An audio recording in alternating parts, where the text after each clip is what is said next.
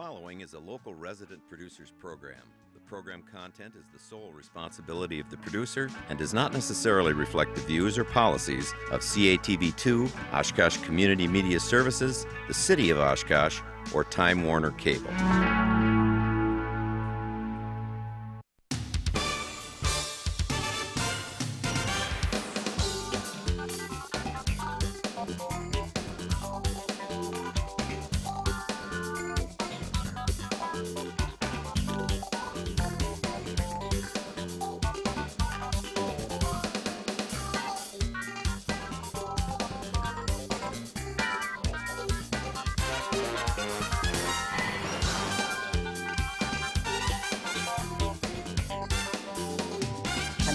Cheryl Hentz along with my esteemed co-host Dan Rylance, and we're very pleased to, on this edition, be continuing with our interviews of candidates for the Oshkosh Common Council. There are 7 candidates running. There are 3 seats available. There will be a primary election on Tuesday, February 17th.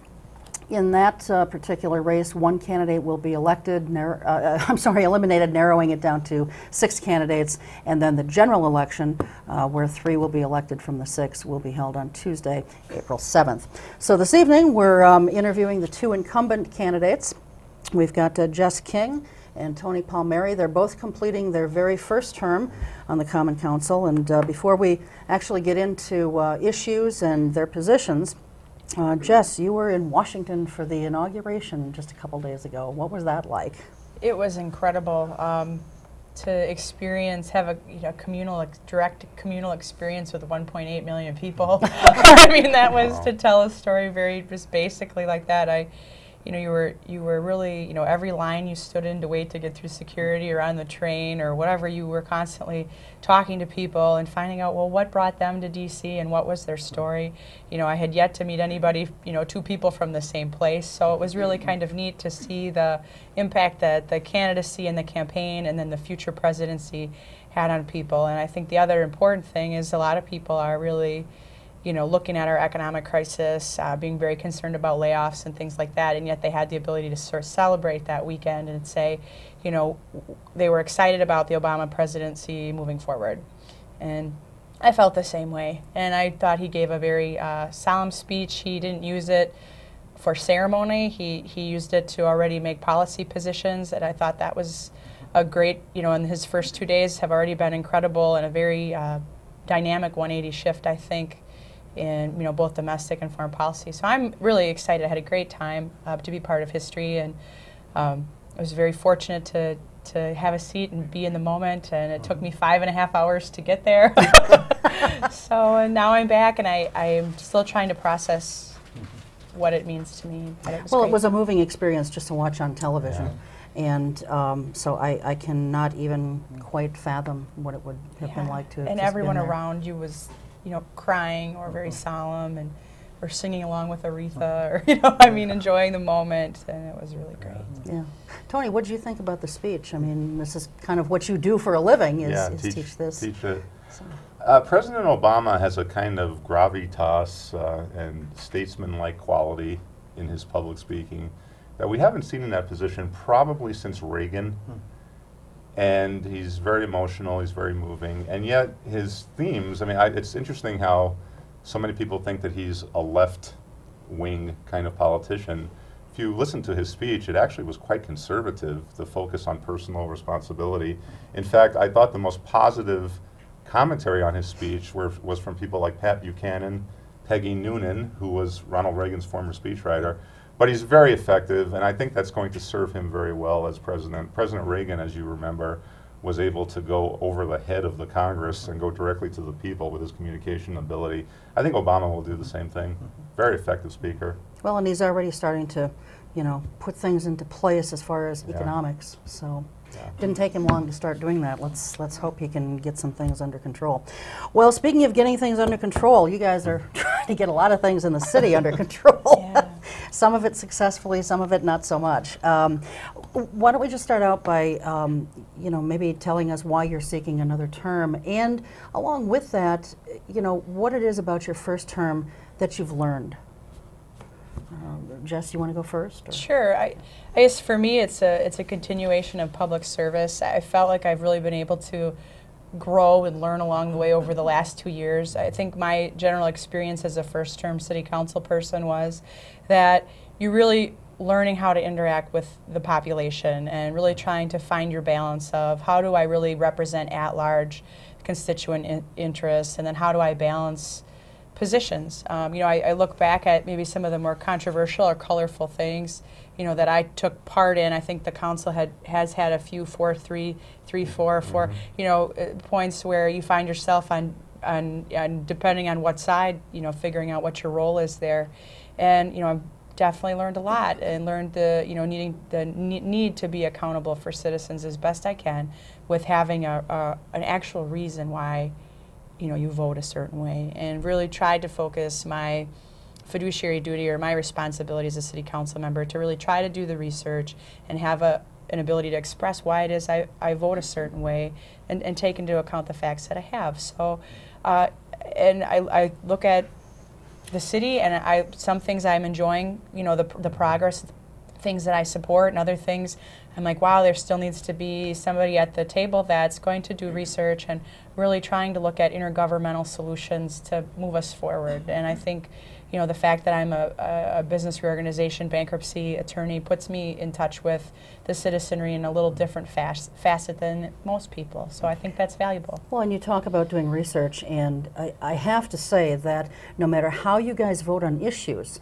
you too, I've just been so impressed with how much research you really do, you know, and I don't think that we can say that about some of our other council members. You're two hardworking freshmen. Very much so. Yeah. Very much so. Yeah. So, Tony, what about you? Why are you running again, and what have you learned in your first term? Jessica and I both 2 years ago agreed that there'd been a breakdown in trust, accountability, transparency in City Hall.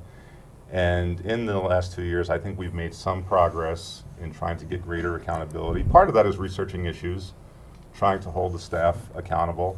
I think we've made some strides in transparency. There don't seem to be as many closed session meetings.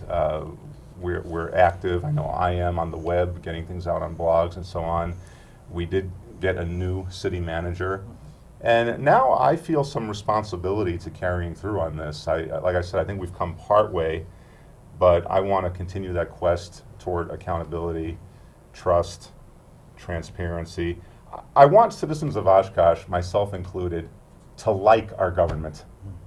Our government seems to have been disliked for so long, and I think in raising the bar, doing better research, holding higher standards, letting our staff know that no memo is ever going to be rubber stamped, I think after a while people look at that and say, you know what, this government is working for the people. So that's why I'm running again. What have I learned in the last 2 years? It's quite a huge, colossal task. We have department heads who are all fine people, but many have been deeply entrenched for many years. Trying to work through a bureaucracy is extraordinarily difficult. That's been my biggest frustration. Jessica will agree with me that we often get our materials late Friday night. The meeting is on Tuesday evening. No one's around on Friday night, Saturday, or Sunday to answer questions. Most people on the council work full-time jobs. I mean, I know for me personally, if I have questions to ask, essentially Tuesday morning is the time I can do it. It's very frustrating. I don't have a better way to do it, by the way, but that's something I've learned. Agenda couldn't go out earlier? I mean, it possibly could, but I do think that the staff are in a tight time constraint themselves and work very hard to get it out when they do. But people need to realize when we're up there on those Tuesdays, we haven't seen the information much longer than they have. Right. So I hope that answers. Well, and there's probably nothing wrong with just point out asking a question for the very first time during that Tuesday night meeting. Right. You know, because sometimes if you ask it in advance, then I've seen council members in the past who won't ask the question at the council meeting. Right.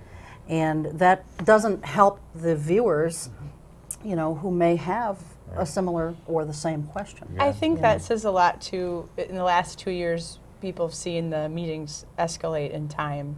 You know, and there's definitely, I think, a part of the community that says, that's getting ridiculous. You're why are you bogging down in all of this? But I think the balance of that is sometimes it really is an information sharing opportunity. And over the 2 years, I've now started to pick my battles, maybe a little more selective. The first couple of months we had, 7-hour meetings was a little long, and now they've kind of tapered off, as best they can. And I think we've been, trying to get that public education out there and recognizing, the role that community access television plays in policy making and information. Yeah.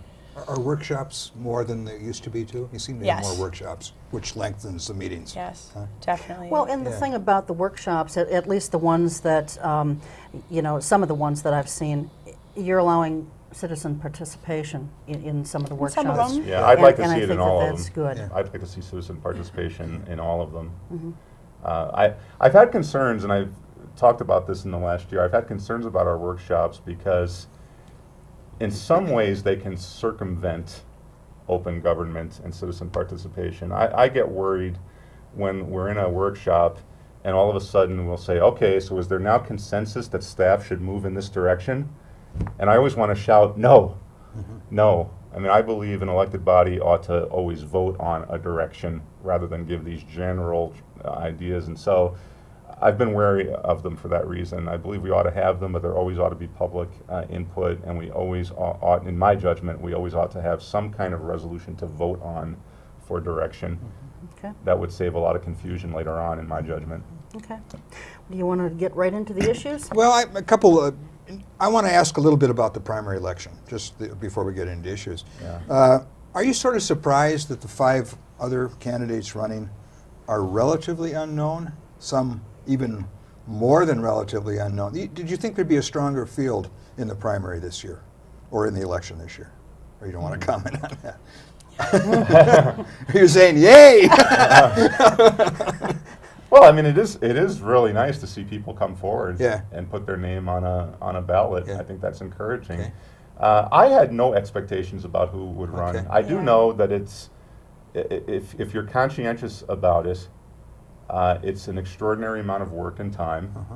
And I don't know how people with, for example, small children do it. So I could see lots of people looking at our long meetings and saying, there's no way I want to do that. Or even our short meetings, it's difficult. But I'm just thrilled that there are people who put their names out there, because I don't think uncontested elections are good for a city.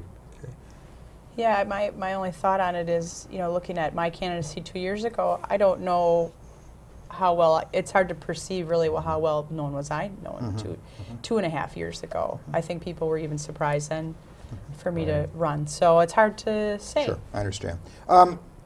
Did we need a primary election just to eliminate one candidate? What's your thoughts on that? Probably not. I mean, but the you law have to is draw the law. line somewhere. Yeah. The good thing about it, from a candidate's perspective, it does help you to refine your message, so to speak. Yeah. It does force you to think about, gee, what have I done in the last 2 years, right? Whereas if it's just one April election, I think it's easier to just not think about that for a while. So there are benefits from a candidate's perspective. And then I think the benefit in this particular election, based on your earlier question, is that some of the candidates are lesser known. So this gives a little more public opportunity to see these folks prepare and be in action and go through another candidate's forum. And I think what ends up happening is you even see a marked improvement, because for many people, from the primary to the general debate, it gives them a time to hone their skills and really think about their positions, and I think it's valuable. What positions are you on the ballot, each of you? Have you drawn yet? I'm third. They drew, I may be fourth, I don't know. Yeah, Okay. I know I'm third. And that's for all the ballots. There's no rotating. I think they redo it again. They redo it. They will redo it for April. Yes. I think there'll be another draw. Oh yeah, but I mean in the primary, you will be in that position on all the ballots in Yes. the primary. Oh, yes. There'll be no rotation. Oh, right. No. Right. Okay, I'm sorry. Exactly. Yeah, okay. All right. Well, the one thing that I want to get into first, because it's one of the biggest issues facing our city, is the river development. And now, of course, there's just been a few things in the paper in the last day or two as we tape this. The city manager, Tony, this is something that you put on your blog today, I think it was. You posted it the 22nd of January. Basically, what's happened is the developer, is just getting a pass, if you will, to just kind of move on forward. Yeah. First, the deadline had been December 31st, and then there were a few snags, so they extended that to January 31st, and now the city manager has just gone ahead and approved another extension. Right. And one of the things that you said is, well, the city manager said in his newsletter to the council members, our agreement with the Oshkosh River Development allows me to grant up to 2 30-day extensions. And you're not agreeing with that, Tony. Right. You're saying that what you guys passed in October said that if the developer is diligently pursuing its due diligence with respect to the project, then the developer would have the right to extend this due diligence period for 2 additional periods of 30 days each, but only with the city/RDA redevelopment authority's consent. And you're saying that you don't see where that particular wording or language Right. gives the city manager the ability to just sort of unilaterally do this. Yeah, and in fact, I emailed Mayor Tower earlier today. He did actually email me back right before I got here tonight, and he said that the city attorney says that this language is merely administrative, and so What does that therefore- mean? I guess it means that the city manager can do this. You know, Cheryl, my interest in the river development from an elected official perspective from day one has been transparency, and I don't see how that language, consent of city/RDA, can be construed as city manager can unilaterally grant a 30, and it's probably going to be a 60-day extension, by the way. If at the redevelopment authority, Art Dumke made it clear that they're going to need another 30 days after this one. I want to see the city council discuss something like a 30-day extension, and it looks like we're not going to be able to do it based on this interpretation of that language. I can see it both ways, and Jess, I want you to kind of jump in here too, but Sure. I can see where the city manager, because he is the CEO of the city, I can see where he feels okay, and apparently Lynn Lawrence and the city attorney too, thinking, well, all right, he's the CEO of the city, he represents the city, he can make this decision. I can see it both ways. Then we should have said that, Cheryl. I wonder if we would have had a majority of councilors who would have voted for an agreement that said, and the city manager will give 2 extension periods when he sees fit. I mean, I don't know. It just Maybe seems they like would it have. was written ambiguously, like course. so many things are, and you know, maybe it's something that needs to be tweaked in the future. Will you be bringing this up for a discussion item I at don't a future know. meeting? Not at our next meeting is on January 20, January 27th. I know I'm off dates. Right, I'm off dates. 27th. No, because I did not find out about this in enough time to get it on the agenda for that meeting. So maybe the meeting after. It's got to be discussed, Cheryl, because I do, again, everyone says they want at the very least transparency in this riverfront project. I don't see how transparency is served when essentially 60 days worth of extensions can be given with no discussion before the elected city council. Maybe I'm wrong. Maybe people don't want us to discuss it. But So I you can't suspect- get it on the agenda for the next meeting, even though, you know, we're only at the 22nd right now. And Well, the city It clerk, can be put on the there. city clerk. Tomorrow by This is noon. third, right. The city clerk has asked us to get things by Wednesday. But yeah, actually, I can get it by Friday. Maybe I will do that. it might not Thank be a you bad for idea. yeah, sparking the Sure, idea. sure. Glad I can help. Yeah. Jess, what's your thought on My this? take on it, I guess, is me because I am a lawyer by trade, looking background at some policy directions. We have had a few agreements with Access in the past and with Five Rivers in the past where they've used the same terminology and it has meant the administration. So in terms of actual legal definition of terms, I can remember when we were dealing with Rickers and Access Group, where Councilmember Bain and several of us during those discussions were really grilling Mr. Kinney about precisely which operatives or which paragraphs in the document require council action versus administrator action, and we had a lot of back and forth on that. And so from those previous documents and previous precedents, that doesn't surprise me that this is what's happening. Now, whether or not the council wants to take a policy shift to say it's been too many years and maybe we need to do this differently now, or whether that really facilitates the project. I mean, at this point, my view of the riverfront is that we really need to start. I mean, the whole problem, you know, let's talk about, you know, the community visioning and things that, you know, citizens say they want to have in that location versus the actual cash flow and the ability to finance the project. Now that's what we as a municipality, as citizens, are now up against, is that there's already been so much money put in the development of those parcels to put them together that it's too expensive in this economy for a developer to actually put something there that's successful, and that's the bigger problem. So like a meeting ago, you know, when the city manager was saying, well, we need to put these projects together for the federal stimulus package, and he was talking about, you know, obviously we have a lot of needs right now. I mean, we definitely have needs with regard to the, you know, flooding, you know, abatement, and infrastructure. But I said, wow, you know, we also have this need for the deep pilings and the seawall and, you know, things of that waterway nature that would actually help facilitate the developer, because right now we're expecting the developer to pay for those things, and in this kind of economy I don't know how that happens. So we're, you know, there's definitely government transparency, citizen issues here, but there's also just very much financing issues here that I think we have to come to terms with somehow and say, you know, should we as council members be urging the RDA to release some of the money that they're holding on to initially do some of these other improvements, to take some of the burden off of future developers? You know, so those are more my concerns on the riverfront right now. Well, and the other side of this is it says the city/RDA. Yeah. So even if it wasn't the city manager, the RDA would just come along and grant the extension. So either way, it seems to be taking it out of the council's hands. I watched the RDA's last meeting, and a member of the RDA wanted to come forward with a motion to approve the third-day extension. And Mayor Tower and Mr. Kinney said, no, we don't need it. That according to our agreement, the city manager can do this. I just don't see that in the agreement. Yeah.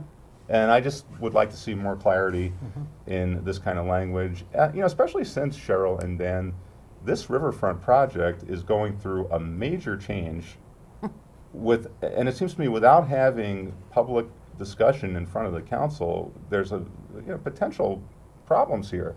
We've just spent the last 2 or more years hearing that nothing can happen there until you get office buildings. We've heard that. But that's gone now. Yep. No office buildings anymore. Right. Now it's going to be only retail, and Mr. Dumke used the phrase that some of the retail is going to be redundant, meaning that it already exists in town, and there may be, you know, something similar on the riverfront. Well, I'm sorry. I think this has to be discussed in depth, not just in front of the RDA, but in front of the council. And I'm afraid that if we wait 60 days, it's too late. Well, you know, I'm glad personally to see the office part of this thing gone, yes, because, you know, I mean, it may have been a great idea at some point, down 2 years ago. But, you know, it's been years yeah, and 3 different developers, yeah, and not a one of them has been able to secure enough interest to, you know, get the project going. If you can't secure interest, then pull it out of the equation and move on with something else. I mean, Tony, you're obviously not happy with redundant retail and so forth. Right. Are you happy with the other components of the project, or? Well, I'm not really sure what other components there are at this point. Yeah. What I do know is that I just read this today in the New York Times. In 2008, 1.2 million retail jobs were lost. The retail sector is in complete crisis. Does it mean you should never build retail? Of course not. But wouldn't it be a nightmare if somehow we end up with retail on our beautiful riverfront that doesn't have a long future? I mean, we need to be very deliberate and thoughtful about this process. What I would like to see happen is and I've called for this from the beginning, but I've not been able to prevail on this. Get rid of this master developer agreement, which essentially produces exclusive rights, first to access and then to Dumke. Open this back up, and I'd like to see our city manager contact the developers of the River Heath up in Appleton. They are producing something up there that really meets the whole kind of like living, learning community idea that everyone liked. They were able to get financing for that project in a very difficult financial environment. And I think there are people out there who might be able to come into Oshkosh and do something similar. What we've done over the last 4 years is we've made it into such an exclusive project that it was either access or nothing. Now it's Dumke or nothing.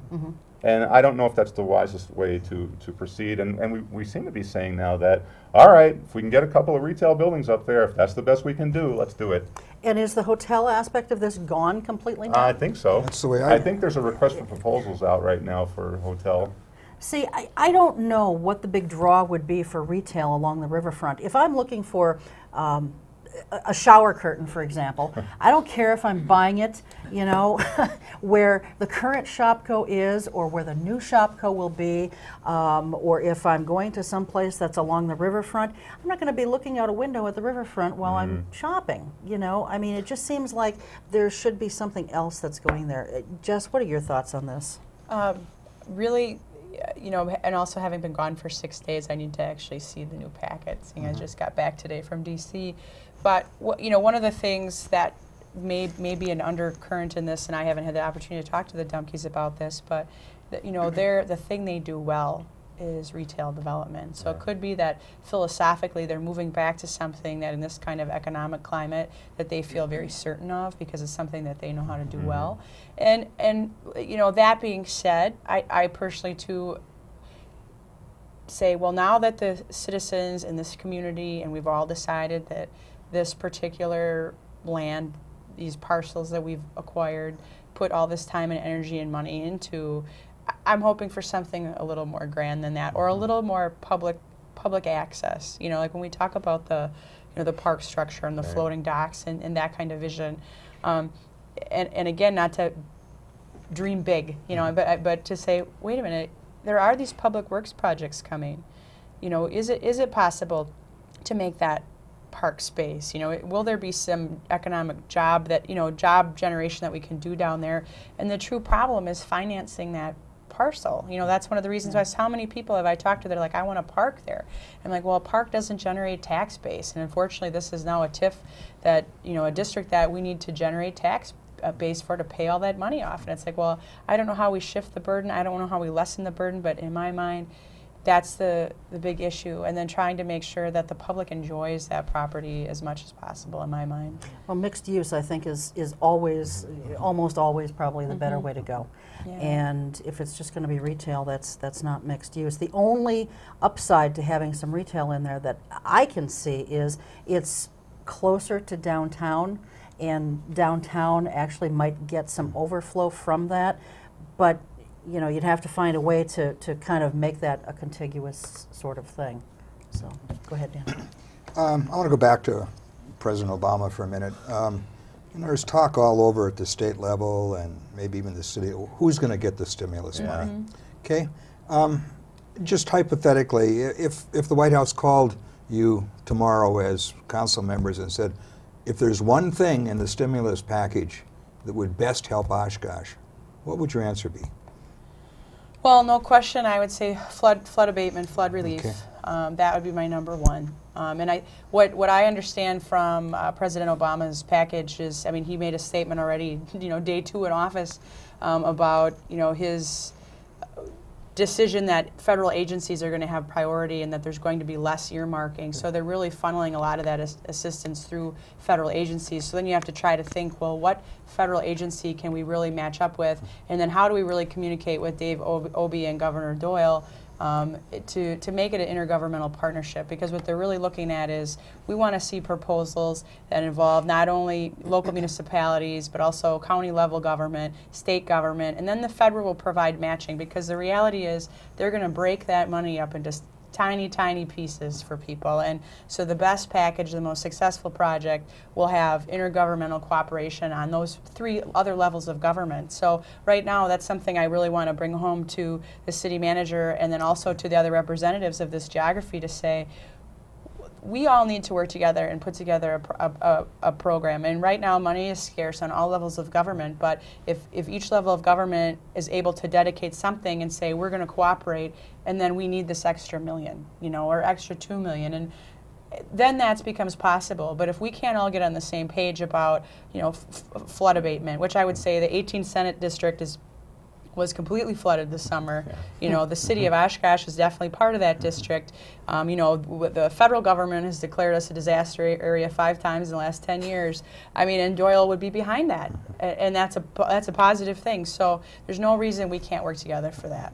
Tony, I agree with Jessica 100%. The only thing I would add is that our budget department did a survey, not scientific, but still we got hundreds of responses, and it's clear that people want infrastructure rebuilt. Those are the top 3 or 4, weren't they? That's clear. Yeah. So not only do we as members of the council know that this needs to be done, I think the people are there.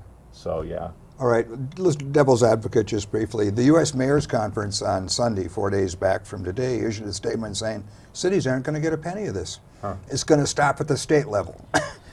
Governor Doyle wants to balance the Wisconsin budget on this money, and it's not going to dribble down to the local areas. What's your response to that? Well, I think it won't maybe be directly labeled as coming down to the cities, but I believe we'll get an impact, because if you look at, for example, Governor's energy independence policy and initiative, you know, I believe that if we get part of it, it may not be everyone's first priority, but I believe, you know, some of our infrastructure, you know, there could be grant monies available through the stimulus money to come to rebuild our school districts and our municipal buildings to make them energy independent. Other thing that I, you know, had really been researching the last 2 years has a lot to do with biomass and alternative energies. And I think Winnebago County, City of Oshkosh, we have a potential role to play in that too. And while it may not directly say check to City of Oshkosh, I think we still get it. Who lobbies for the City of Oshkosh in Madison? You know, that good question. You know, that's something that really none of the councilors, I think, have taken a role. We don't normally go to the conventions, you know, because of our mayoral system and our city manager form of government. Our municipality has heavily relied on the League of Municipalities and I forget the other association, but we heavily rely on our lobbying by those two associations. And what I would say is, even though Oshkosh is the 8th largest city in the state, we get dwarfed in that large pool. On the other hand, I would say that Representative Hentz has done a good job. Senator Ressler had done a good job of taking our local concerns and bringing them forward. You know, did they do enough? Likely not. And that's something that, you know, we should be taking a bigger role in that. I would say Councilor Essinger 2 years ago, when he was talking about the liquor license quotas, you know, I think he made an effort to send letters and request that we send the city manager send correspondence to our representatives, and we did that, and that was one example, but there's a lot of other places for growth. Now, in many states, the elected mayor of a municipality or city is the one who takes what his demands are for the city. Right. Would this be a greater role? Admittedly, we have only a part-time mayor, but you know, is that an area where an elected mayor should be more visible in Madison for his city? I think that's up to the mayor and his protocol. I mean, and again, I think Tony or I, you know, on issues that we care about, I think we have had just as much, you know, opportunity to bring that forth. So. No, definitely. I think there needs to be a visible presence in Madison on the part of, I think it would be a good role for the mayor. I mean, you are 5th or 6th largest city. You ought to, but say, you know, we want our share, right? Right. Yeah. And our current city manager is an excellent communicator, and I think he would be very good in Madison also, making Governor Doyle know that the cities do not plan to be shortchanged in all this. Speaking of the city manager, you know, I realize he's not been on the job, not even 6 months yet as we tape this, but what kind of is your take on one of your newest employees? The Northwestern sent us this question. They asked us to grade the city manager, and since it's going to appear in print, I'll just tell you what I said here. I said I would give him a C+ at this point, and I said that what I'm impressed with is the fact that he does sign every memo that comes out of the departments, which to me is a symbol of him saying that they're going to be accountable and I'm going to be accountable as city manager. I think his newsletters are very clear, very well thought out, very in-depth. He's clearly an educated professional to run a city, so I'm impressed by that. Where I would like to see some improvement is on economic development, on managing staff, and on budget. On economic development, I want to see our city manager use the TIF tool more creatively. I know that this council voted to support the ShopGo, but let's face it, ShopGo is not family supporting jobs. If we're going to use the TIF for all kinds of development, I want to see our executive use it to bring in family supporting jobs. On budget, I want to see our city manager prepare a zero tax increase budget without the council having to ask. Not that I want to pass a zero tax increase budget, but I want to see what his priorities are. And on management of staff, I want to see Mr. Roloff be much clearer about how he plans to guarantee effectiveness of individual departments, especially departments that have over the years been identified as either being contentious with the community, like inspections and community development, being labeled as disorganized, like parks. I want to see how our manager plans to exert his leadership in those departments. And by the way, I always tell my students, as a professor, that C is not a bad grade. His students don't believe him, but he's right. Well, because we're in the era of grade inflation. Well, the average grade now is a B. Right. And like, if you can get a C from Palmeri, you've really done something. Well, Tony, you mentioned TIF, and Jess, I'm going to give you a chance to give your grade too, if you want. But on the subject of TIF, you know, one of the things that I guess I was a little disappointed about with Mr. Roloff was that, you know, he seems to be just gung-ho on this TIF thing. It's one of the few development tools we have. I know that, Tony, but you, just like I, have not thought that TIF has been appropriately used in a lot of cases. I agree. And this is a man who has come from the town of Grand Chute, where they have one of the finest developments in the Fox River Mall that you could hope to have, and townships can't use TIF. Right. So they've found other tools to garner development. Is anyone going to say, and plus, what about when you get TIF'd out? Then, I mean, really, like you're done. Off.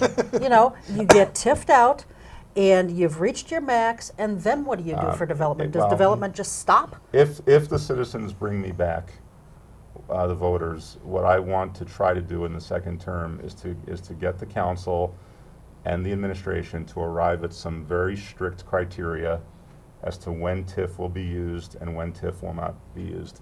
Some cities actually have a point system, so that until the project reaches a certain number of points, it won't get TIF. Madison actually has a director of TIF, all right, someone who applies a kind of formula. I don't think we can afford that kind of position. But I want it, and I'm sure Jessica agrees with me, TIF has got to be more than any developer gets it by simply saying to administration, I won't do this without TIF. Yeah. You know, then we will start to use it excessively, and I think we'll be hurt by that in the long run. Okay. So you're saying it hasn't been used excessively so far? Oh, it has. Okay. It has. I believe it has okay, been. because you said we'd start using it, and I thought, oh, I think we have Oh, already. yeah, I agree. Jess, what's your grade for the new city manager? Well, I'm not going to necessarily give him a grade. I think part of the responsibility does fall back on us as a city council, because we haven't come to the point where we've officially, and we are, it's timely for us to do this, to redevelop our evaluation criteria and go through the goal setting process. Initially, when we began our search for the city manager, you know, I had done a lot of research through the ICMA, you know, the international standards for how local municipalities evaluate this form of government, and we're to that point now. I would say, you know, the city manager, he has now had ample time to get to know his department heads, and you know, one of the things I think all of us as council members knew when we hired him is that there is always a point in this form of government, or any, actually even the mayor form, strong mayor form of government, where they have to rely in immediate transition on their department heads. And at that point, you know, it is definitely a feeling out process for him and the department heads to say, all right, you know, you went on the honeymoon, you went on the, you know, you got to see all the good aspects of the city first, and I'm sure as any employee does when the new CEO comes, they show their best side. They don't show the worst side, and it takes someone to really investigate. And I will give City Manager Roloff very high positive praise, because we also have a new, you know, Peggy Stino is also new. Oh, yeah. And we have had a lot of changes, and they seem subtle, and I don't think people realize them, but we have had a lot of changes in our budgeting and how we allocate resources, which have now kind of really changed the way we look at our budget. Now we directly allocate healthcare costs and benefit costs to the particular departments, which have really caused a shift in, oh, this is really how much this department is costing the municipality. And then Mr. Roloff taking a very strong position about paying off debt service. Oshkosh has one of the highest debt ratios in the state as a local municipality. And so I think he's being very conservative in saying if we want our city to operate correctly, we're going to reduce that debt service. So paying off the golf course, he proposed that in the budget. And during discussions, I offered it up as saying, hey, let's talk about this. If the rest of my fellow councilors are really concerned about what that actual dollar amount is in property taxes, and I noticed that no councilor wanted to touch it. And I thought, you know what, that's great, because what that did is it reduced our overall debt burden. What's interesting is the city of Oshkosh has one of the lowest operating budgets in the state. So we are debt dependent as a municipality, and I think that the city manager at this point has sent a very strong message to get our city away from that, which is something that benefit will be realized by people in 15, 20 years. They might not realize it now. But so for those things, I appreciate that, and also the economic impact that I believe the convention center is going to have on the municipality in the next coming 10 years is very important. And I think the fact that he was astute enough to recognize that convention center had been running without a quality contract or without understanding rates. I mean, this city has let that thing run to the ground. And the ability that convention center has to increase our room tax, increase our traffic into the city, increase the marketing value of the dollar here is great. So far I'm saying he's doing good. I really would put the blame back on us and say, all right, we have to give him evaluation criteria and we have to give him goals, because otherwise we're not doing our job, because our job is to evaluate him. I thought at the last meeting, and this is just maybe minor, but remember when Sawdust Days came up for reauthorization to have it again this year? And I think it was you and Brian Bain. He said, "Where's this special events policy thing? Right. You asked for that a year ago. Yep. Why don't you get it?" I mean, that's not a good. That's an incomplete with a year waiting. You're correct on that. What I would say is, the city attorney did have a point that she's been operating with no staff for most of that year, and I would say that between, there are other things that each of us, I believe, has asked for during the year that we have gotten, and I think it's how hard do us as individual city council members push. To bring up controversial things. I asked for a resolution on the rescission of the pier. I asked for a resolution on terrace trees. I asked for a resolution on the mayor's, the mayor's, the Energy and Environment Committee. So when I think about it, I asked for probably about 8 things, and that's the one that. Yeah, but just dropped. with the parks director up there, and people are just thinking, oh, he did it again. Here we go again. He did it again this year. Yeah. They try to pin him down with a statement or a policy, and there's no policy. And you know what? It could be, when the administration maybe doesn't necessarily see a problem or something as a priority, that again falls back on us to make it one. Okay. Another one, the budget committee. At the discussions for the 2009 budget, you got a resolution passed that the mayor and the city manager would come forward with a proposal or an idea about citizen memory. What's the status of that? They have not come forward with anything yet. Okay. But that was only in late November that we agreed on that. So I'm expecting within the next month or two we'll see something. Okay. I think that would be helpful. Yeah, I agree. Yeah. Okay. Let's talk about stormwater management and flooding issues. If some of this money, this stimulus money, does not sort of trickle, no pun intended, down to Oshkosh in some form, what is the plan? Where will the money come from to help get some of these flooding issues under control? We had a workshop after the last meeting that talked about the need to raise the rate in the stormwater utility fee. The problem we've had in Oshkosh is that we don't raise the rate for a few years and then we sock people with a huge rate increase all at once. I know Jessica last year had talked about the wisdom of having smaller annual increases rather than the one huge increase. But we have to raise money. I mean, Appleton, I believe their rate is something like $108. Yes. And if we raise the Oshkosh rate, it'll be at $48. Appleton, I understand, has 64, I think. I think it's 48 now. Oh, and we'd raise it to 264? Yeah. Okay. Yeah. You know, Appleton has done a much better job of taking care of their deferred maintenance on these types of issues. So it's going to happen with that stormwater utility fee, and there's going to have to be some kind of increase in that fee. And I think the majority of people are okay with that. I mean, they saw what happened last summer, and we're never going to prevent all floods, but clearly we know that that was a clarion call to get the deferred maintenance of this city fixed. So it's going to happen, Cheryl. If we don't get that federal money, it's going to happen largely out of that fund plus our capital improvements budget. Okay. So we can probably expect to see things going up, whether we like to or not. So, well, anyone who tells you that we can fix our deferred maintenance without those funds, I tell them to let us know how. Yeah. Where's the money? And school board as well. Yeah. Well, and I think that's something, you know, the public is confused about on some level. I don't know if they always understand, well, this money has to be used for operating. Right. This money has to be used for capital improvement. This money has to be used for the utility. And so there's a certain point where public understanding of that is difficult, because I've definitely had constituents come up to me and express frustration when they get the tax bill, and they say, I pay all this money and my street looks like hell.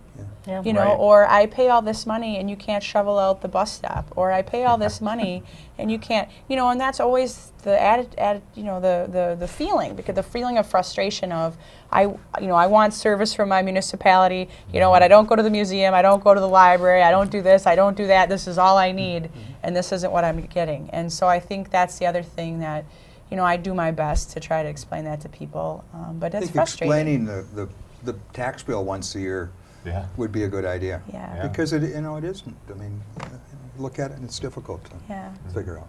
Well, even explaining the water bill, because I think that some people are confused by that. You know, and there is a certain chunk of your water bill that goes into this water utility fund.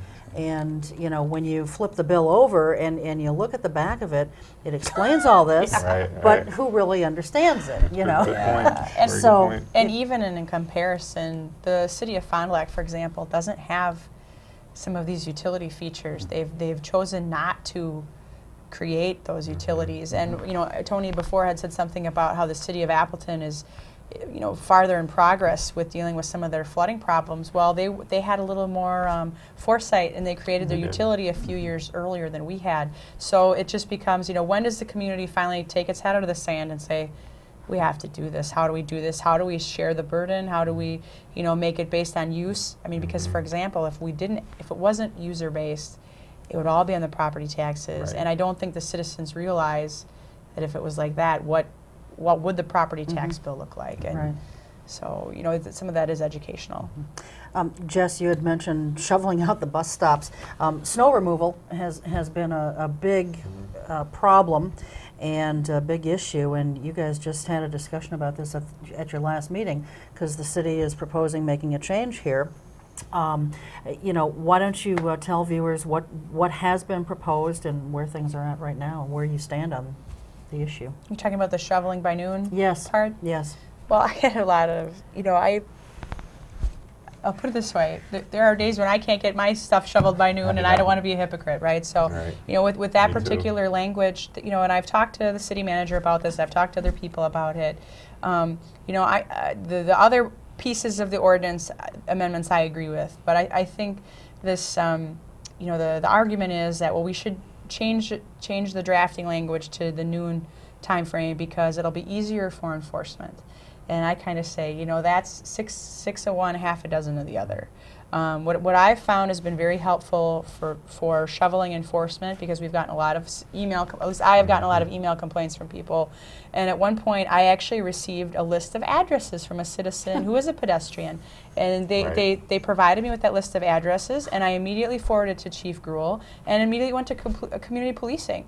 And I'm like, what's wrong with that? You know, and just trying to be genuine with, you know, and then there was this, you know, a conversation about, well, you know, it resets every 24, you have to wait every 24 hours after the last snowfall. I'm like, well, fine, then why don't we delete that language from the old ordinance and let it be cumulative thing where it's obvious, well, it snowed 9 inches last week and yesterday it snowed a ½ inch, and well, you still got 9.5 inches on your sidewalk. Well, we know that snow's been sitting there. You can see the footprints through it. This isn't rocket science. Yeah. The problem is our city staff have been getting into ridiculous debates with people over when did the snow actually stop.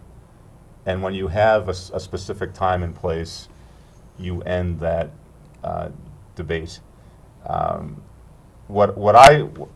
Appleton uses the noon language. All right, they seem to do a better job of keeping their streets cleared. You know, as a practical matter, if we had the noon language, and let's say your neighbor called to complain about you at 12:05, as a practical matter, the city's not going to send anybody out there probably for 2 or 3 days. All right, the purpose of the noon language is just to eliminate what Jess suggested, that with the vague 24-hour rule, even if you've got 10 inches piled up, the city gets out there, but by the time the city got out there, another ½ inch fell the day before.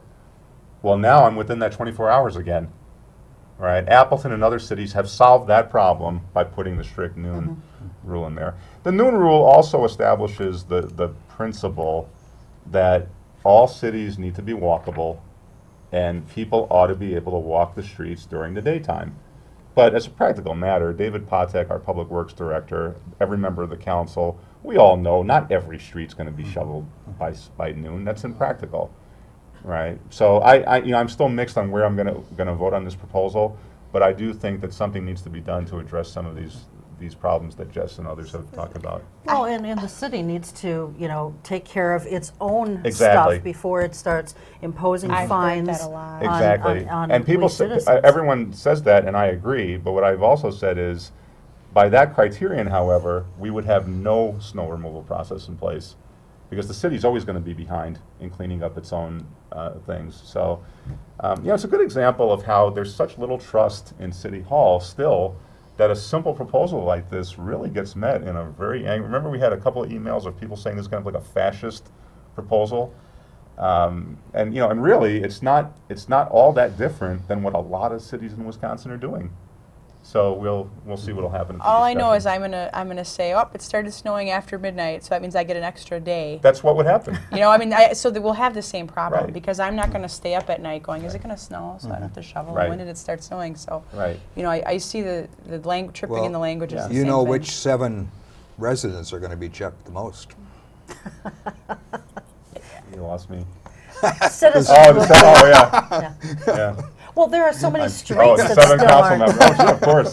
There are And still that's so what I'm many worried streets about. that- Yeah, no, I understand. There are plenty of streets that still aren't cleared. I Oh, mean, there's yeah. snow still on a lot And of this these is an streets. unusual year. I mean, we have to. Well, sure it is, Yeah. but I mean, when was the last time we really had a substantial snowfall here? It's been, at least a week, if not more. And I know they're working hard, but I don't see any reason why these streets can't be Right. getting cleared. I haven't seen a plow around, working these neighborhood streets in some time.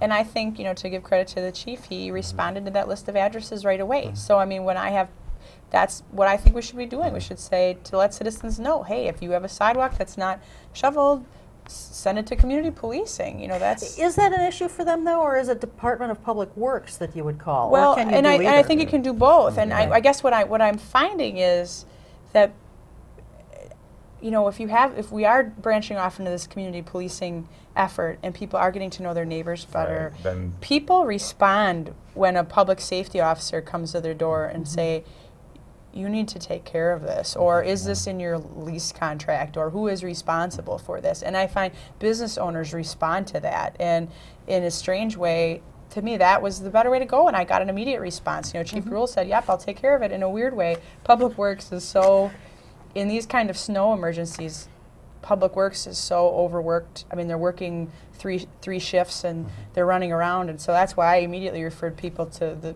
not that the police department, definitely the police department is overworked too, but they have a different systematic way of handling complaints. And the police department, that's their job, is handling complaints, versus the Public Works department. Sure. A couple of shots at each of you. The Energy and Environmental Committee that you're the council representative on, a lot of people think that thing is just disorganized and not going anywhere. What's going on with this Well, committee? it's been a challenge. We've had change in staff liaison. We've had change in membership. We've gone through the initial processes of trying to develop a plan. We now have a steering committee that's actually going to draft the plan, interdepartmental steering committee, which I'm very in favor of. We've definitely had our hiccups. And I think the other interesting, it's almost unfair to compare this advisory board to the other advisory boards, because it seems as if the citizens that serve on this advisory board are being asked to self-propel policy. And I would say virtually the entire body in that advisory board has never served on a committee before, okay? Versus the existing advisory boards and commissions, the staff liaison really provides them with the agenda and requests their feedback. So the momentum and initiation of policy is coming from a completely different direction. So, I have my days where I am extremely frustrated with it, and then I realize, I've had more opportunity to serve on advisory boards and commissions. I have a different level of experience, and I just have to be patient with these people who it's their first committee they've ever served on, especially the chair. Yeah. Okay. Tony, I want to get to the Tony Palmeri Deer Show for a second. And the question is, why do you spend so much time on an issue that you know you're going to lose on? You dominated the last couple of council meetings with a wonderful performance. I thought you were Clarence Darrow for a while with all of these hypotheticals and things. But do you honestly think that all of this rhetoric is going to change the minds of those 6 people who have been consistently supporting this? At some point, do you say, it's foolish to raise a lot of hell and lose? Well, it's interesting. I guess it's my background in teaching argumentation and speech. If you really believe something, you don't give up on it. Quite frankly, to this very day, I can't understand how the majority of that council saw the wisdom in the culling proposal, even after I thought it was demonstrated clearly that culling does not work for what we want to use it for. But it's water under the bridge now. I don't want to kick a dead deer. Yeah, but you're right. Maybe people need to know, if you're going to vote for me, I'm not the kind of person who gives up easily. That's the other side, isn't it? That's the best of Tony Palmeri. All right. Yeah. Why don't each of you take about 30 seconds and just look into camera 3 and tell folks why they should vote for you on Tuesday, February 17th. Well, I guess what I would have to say to constituents is it's definitely been a 2-year learning process for me. I've definitely learned a lot about policymaking in the city and attempting to be responsive to constituents. And I've also done a lot of research and trying to be very thoughtful with my positions. And I think people at the end of the day understand, whether they agree with me or not, they at least understand I had a rationale, and I worked hard to do my homework. I definitely am an effort and merit-based council member, and I would like the opportunity to continue to serve.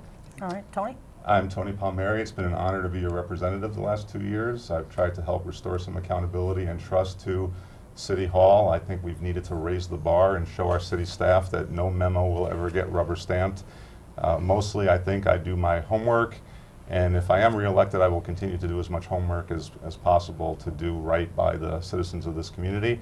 So I'm asking for your vote on February 17th. Thank you.